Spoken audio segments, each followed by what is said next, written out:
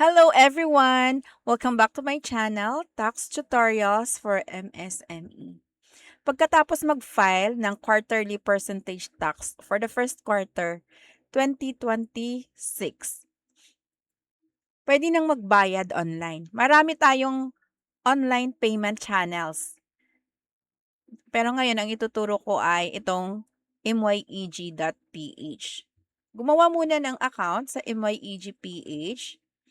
Kapag may account na, mag-login sa iyong account. Then, i-click itong Government Services. Click BIR Online Tax Payment. Click Pay Taxes Online. Fill out natin yung mga details. Pay amount. Balik sa ating BIR form. 27.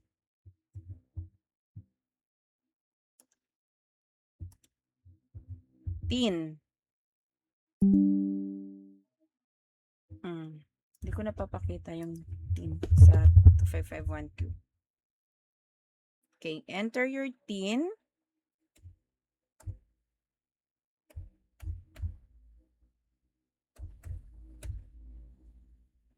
I-double check. Branch code 000. Kung merong branch, yun, sundan yung branch code.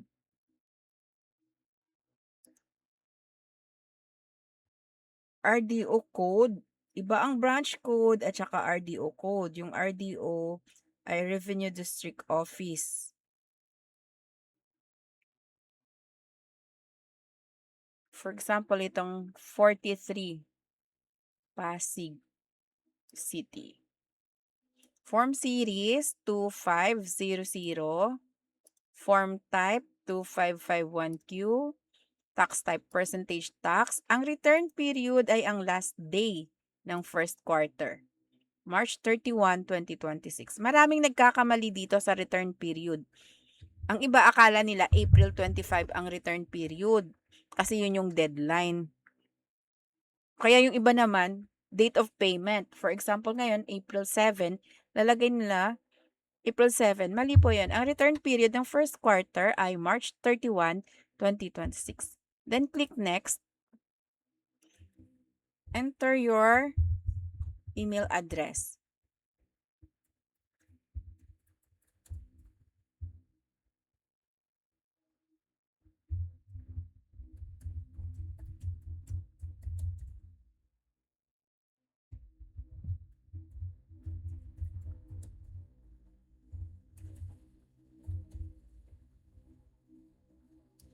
Then click next.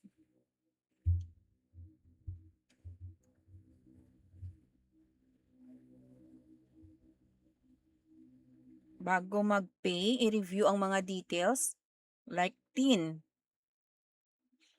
Pag may error sa BIR po magpapa-data fix. Okay? Click tong I accept the terms and conditions.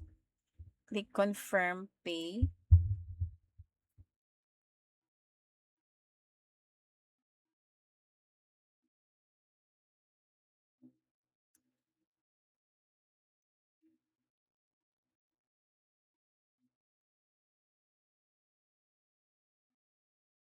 Pwede tayong magbayad using GCash, Maya, GrabPay, debit card. Credit or debit card pwede. ShopeePay. Dito lang ako sa GCash. Meron tayong convenience fee na 20 pesos. Then, click proceed.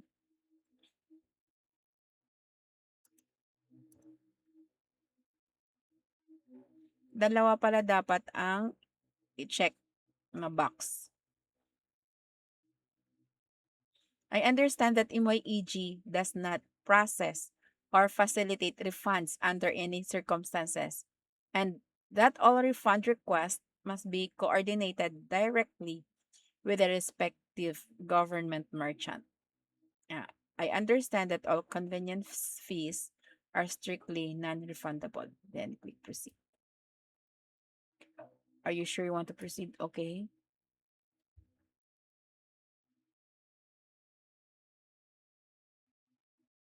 Okay. Log into your GCash and scan this QR with a QR scanner. So, dito sa aking GCash, scan ko na.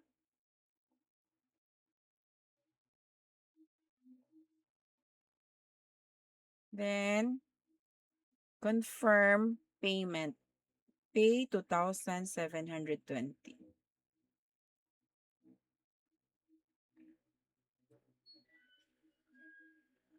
Okay, payment successful na siya. Makakatanggap din ng payment confirmation sa email. Wala pong matatanggap na confirmation of payment galing sa BIR. Okay? I-print itong payment confirmation para meron kang proof of payment just in case na hinanap sa iyo ng BIR. Okay, guys? Sana may natutunan kayo sa aking tutorial video ngayon. Please like and share my video. Sa mga bago pa lang dito sa aking channel, please click subscribe. Thank you so much. Bye!